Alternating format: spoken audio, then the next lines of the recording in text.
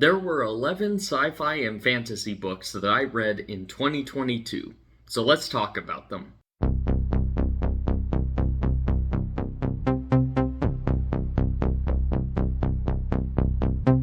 Hello everyone, my name is Thomas White, and welcome to Thomas Writes. Today I'm going to be ranking every book that I read in the year 2022. Last year was the year that I started my booktube channel, so I didn't read as many books as I would have liked, but with that being said, I like to have a video every year that will kind of wrap up the previous year in terms of talking about a brief overview of the books that I read, what I thought, and how I would rank them from the worst to the best. If you're new to this channel, welcome, and feel free to like and subscribe if you enjoy this video, and comment below on what books you read last year and how you would rank them from the worst to the best. With that said, let's get started. In last place at number 11 is going to be The Call of Cthulhu and Other Stories by H.P. Lovecraft. To clarify, I do not think this is a bad book. I actually quite enjoy H.P. Lovecraft for his cosmic horror elements. Some of his prose can be really interesting in terms of the kinds of language that he uses, and overall the concepts, the whole Cthulhu mythology, is very fascinating. What drug this down for me is I think where H.P. Lovecraft really struggled as a writer was in his prose. He presents his stories in a very dry and cold tone. There aren't really fleshed out characters in most of his stories. It's mainly focused on the concepts, the mythology, and the world building. And apart from the major stories like The Call of Cthulhu, a lot of his other stories kind of read the same. They start to have very similar plot beats, very similar concepts, and they start to get kind of repetitive, unfortunately. With that being said, it is undeniable that H.P. Lovecraft is a very foundational writer in both science fiction and horror, and I think that there's a lot that writers can learn from his style, but in terms of an entertaining read, this is going to be at the bottom of the list. Next up at number 10 is going to be The Monster in the Hollows by Andrew Peterson, which is the third book in the Wingfeather saga. Unfortunately, as much as I've enjoyed the Wingfeather saga, this book was a pretty big disappointment to me. Nothing in the book was terrible, but the issue I have with it is it felt like a side story for most of the book. The events of the story up until the very end are very disconnected from the main conflict of the rest of the series.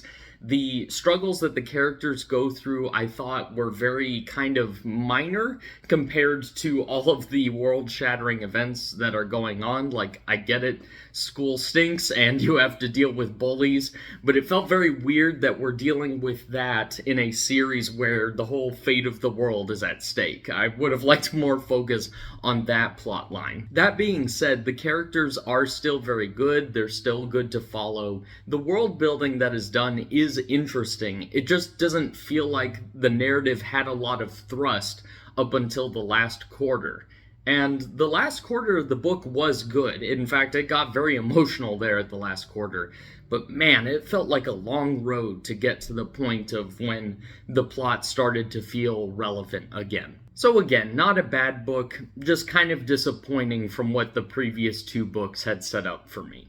Coming in at number 9 is going to be Christopher Paolini's To Sleep in a Sea of Stars. This is a debut science fiction novel from Paolini and the start of his Fractalverse saga. In terms of the universe and the world building, I thought this book was very good. Where this book suffered for me was the pacing and the way the plot unfolded. The hardback copy of this book is over 800 pages long, and unfortunately I don't think it really justifies that length. For a good chunk of the book, it's mainly just the characters going from one planet to one station to the next, and then encountering different obstacles, but it all feels kind of the same at the end of the day.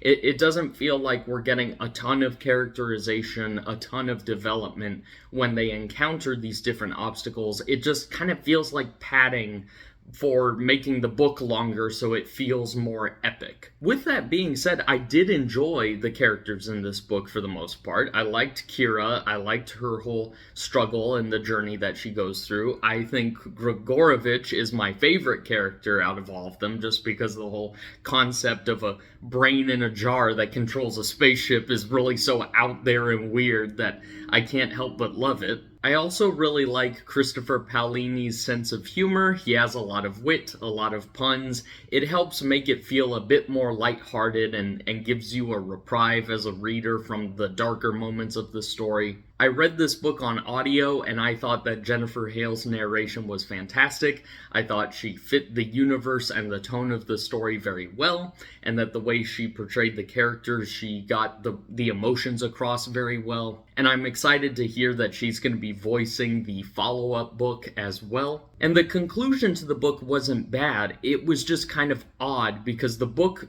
kind of has two climaxes against two different antagonists, and I wish the book had focused more on one specific conflict. If it had done that, I think the emotional through line of the book would have been a lot more clear. That being said, as a debut sci-fi novel, I still liked it. It just wasn't quite up to the level of other science fiction books that I've read. At number 8 is going to be On the Edge of the Dark Sea of Darkness by Andrew Peterson, the first book in the Wingfeather Saga. This book sets off the Wingfeather Saga in a very good way. All of the characters that are introduced are fun and quirky and likable.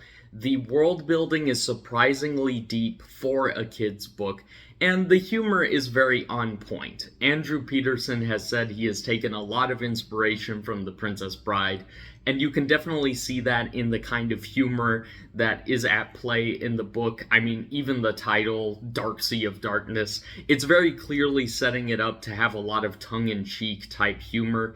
And for the most part, I think the humor works very well even as an adult. I don't think it is too childish that an adult wouldn't enjoy it. As a story, it takes a little bit for the plot to get going, but once it does get going, I think that the characterization is very solid, and I think the big twist reveal at the end of this book is very solid as well. I'm starting to realize that each of the Wingfeather Saga books has like a big twist in the middle of it that throws you off from what you think the story is gonna be, and so far in the series, all of the twists have been good. And with all the Wingfeather Saga books, I've been listening to the audio narration, and the way Andrew Peterson voices the characters is very suitable for each of them. You can tell that he is very passionate about all of them, and it is just so childlike and whimsical in the way he tells the story that you can't help but get sucked into it.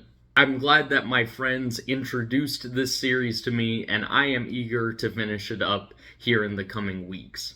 Then at number 7 is North or Be Eaten, which is the second Wingfeather Saga book. So far, book 2 is my favorite in the series. It's the most action-packed. It has the best pacing, in my opinion, out of the 3 books that I've read so far. It also has the most emotional plot beats and plot twists. This was the book that kind of took this series from being kind of a standard fantasy kids adventure series and elevated it to the next level. I was surprised just how dark the story would get at points for being a kid's book. I don't think it ever gets so dark that children couldn't handle it, but it's definitely dark enough to keep you on the edge of your seat as to the fates of these characters. I'm a sucker for quest books, and this book is basically just one big quest trying to make it to a certain location, and so I really enjoyed it from that aspect. I also really enjoyed the new characters that were introduced in this book, like the Florid Sword and Merrily Weaver. I thought they added a lot of flavor to the book. I also think this book has the strongest plot twist out of all of the books that I've read so far.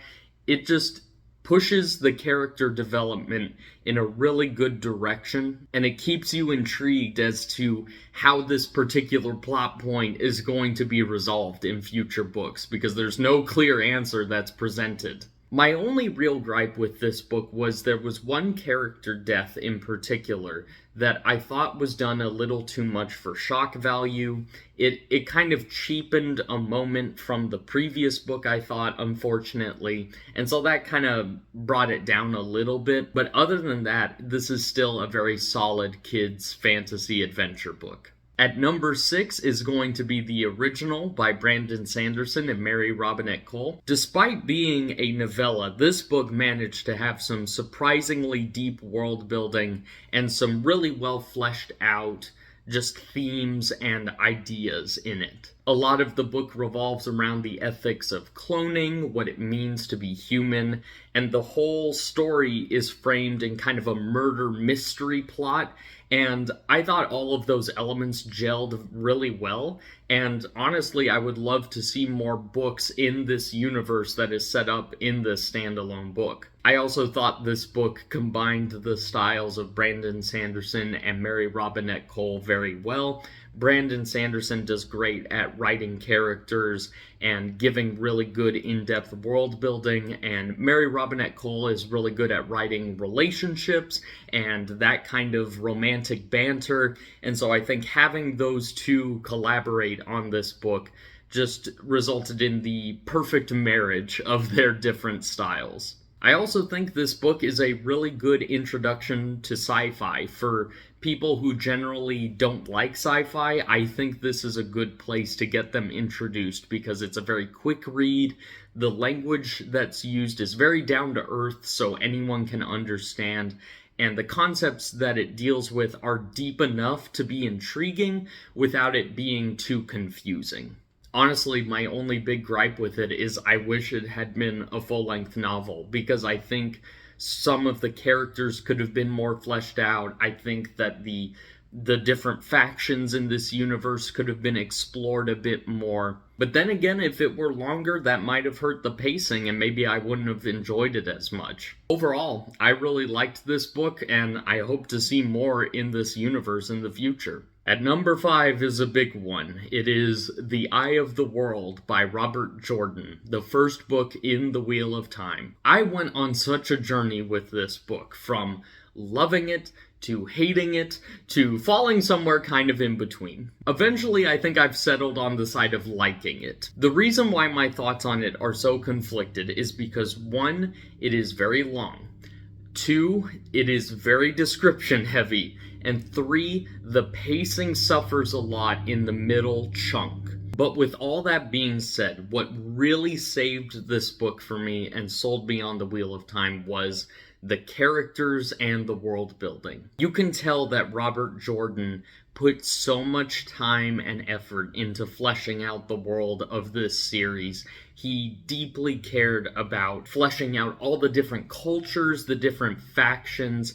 It feels very well planned out and thought out. It is honestly reaching that kind of Tolkien level of thoroughness in terms of the world building. And the characters are really what carried the story for me, because a lot of them are kind of twists on your typical fantasy tropes, in that you do have kind of a wizard mentor character, you do kind of have a chosen one, but they are characterized a bit differently from the way you would typically see, where the mentor character, we're not quite sure as the reader if we can trust them, and the chosen one doesn't want to be the chosen one. And so it does have a very familiar formula to other fantasy books, but as you progress through the narrative, and especially when you get into the later books, it really starts to flip a lot of the typical fantasy tropes on its head. And so for that reason, the plot was very intriguing to see all of that unfold. The middle chunk of this book was kind of rough to get through, because it's a lot of we're going from one town to the next town to the next town, encountering same things. But the introduction to the book hooks you immediately, and the ending of the book leaves you with a lot of questions as the reader of, where is this series going to go? How is this conflict going to be resolved? And so for those reasons, I do enjoy this book, and it's why I've put it at number 5. At number 4 are the books that I gave 5 stars this year. These are the books that I truly loved reading, starting us off with The Great Hunt by Robert Jordan. This is the second Wheel of Time book, and for me, this is the book that sold me on the series. It did everything that the first book did, but better, in my opinion. The pacing was tighter, the characters were even more fleshed out, and that final battle was so awesome to read. I could not put it down once I hit those last dozen chapters. Just one thing after another, action scene after action scene. It was just so cool to see what all of the previous plot points had built up to. The book is basically just one long chase scene, which for some people might be boring, but for me, I found it really fun to read because you're constantly moving from one location to the next. First, the heroes are trying to get the thing from the bad guys, and then the bad guys are trying to get the thing from the heroes, and the back and forth battle is really fun to read. And then I love the new characters that have been introduced, like Celine, like Min. Those characters add a lot more to the world building and have thrown a wrench in the plot in terms of where I thought it was going versus where it's actually going now. This book gives us a lot more backstory on the Dragon Reborn. It gives us a lot more backstory on the Aes Sedai, on the Dark Lord himself. It just fleshes out the world even more to the point of me being able to understand, okay, I see now what Robert Jordan was trying to do with that first book, of what all of that setup is building towards. And the ending of this book was fantastic. Beyond the final battle, that final scene with Rand, oh, that was so good. It is such a good setup for future books. And even though I haven't finished The Dragon Reborn yet, don't worry, I am still working my way through the Wheel of Time. At number 3, I have put Skyward by Brandon Sanderson. I am surprised that I liked this book as much as I did. Typically, I have had a hard time getting into young adult stuff because a lot of it is very tropey. A lot of it revolves around certain plot elements that I don't like, that I don't enjoy. The kinds of things that appeal to a lot of YA audiences don't appeal to me. But this book did everything that I would want a sci-fi YA novel to do.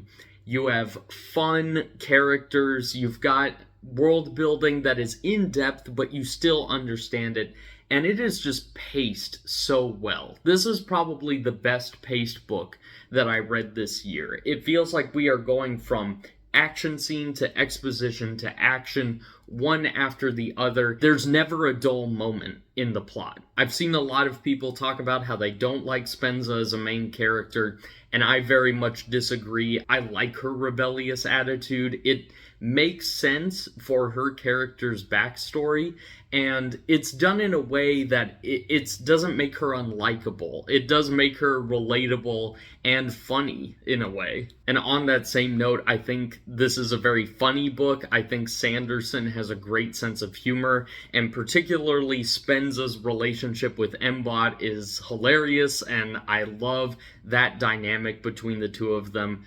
Sanderson said that he wanted this book to kind of be the equivalent of, in fantasy, we have a boy and his dragon. Well, in sci-fi, he wanted to make a story where it would be a girl and her murderous starship. And that is just such a funny premise in and of itself that you can't help but get sucked into it. And the book avoids a lot of the typical young adult book pitfalls, where it doesn't get so stuck on the romance that it becomes a distraction. You don't have anything weird or problematic in terms of the relationships in the books. It's all very believable for how teenagers would act in this scenario, and it gets surprisingly emotional at times. And the big plot twist of this book I did not see coming at all. You think the narrative is going one way, and then this particular plot point just drops like an atom bomb. If you like things like Star Wars and Top Gun and Ender's Game, then I would say this would be a book for you. And much like the original, I think this is a good book to introduce to people if they want to get into sci-fi. Defiant, the last book in the series, comes out this year, so you can bet that I will be continuing to read this series. At number 2 is going to be a book that probably is not going to surprise anyone that it's this high on the list. That's going to be Starship Troopers by Robert Heinlein. This is just classic military science fiction at its finest. The world building is fantastic and groundbreaking for the genre. The way exposition is delivered is so well done because it's done in a way that keeps the plot moving forward while still introducing all these critical elements to the world. And I've just got to give this book credit for introducing a lot of the military sci-fi tropes that we see nowadays, from hoorah space marines shooting at bugs to intergalactic war. All of that is just so enjoyable to read. And you would think with a book like that it would just be stupid, shoot 'em up kind of story. There would be no meat, no substance to it. But this book is a fantastic discussion piece on what does it mean to be a citizen, what should the military do in relation to civilian government, what does it mean to be a veteran, what does it mean to be a soldier. All of these themes are packed into this relatively short book. And it's very surprising that a military science fiction book would be that in-depth in terms of the themes that it's exploring, that it's not just like a dumb action story. It is actually having a message and trying to say something. This is one of my all-time favorite sci-fi books, and I can't wait to read more of Robert Heinlein's stuff in the future. And as much as I love Starship Troopers, I have to give number 1 to my biggest surprise of the year, and that is The Road by Cormac McCarthy. Ironically, my review of The Road may be my most disliked review on this channel so far, because a lot of people don't like Cormac McCarthy's writing style, how dark his stories are. But for me, the darkness of his story just further enhanced the moments of levity that did come in the story, and it further enhanced the bittersweetness of the book's ending. And I just have to give credit to Cormac McCarthy for his writing style. The man writes prose like it's poetry. Just the way it is structured,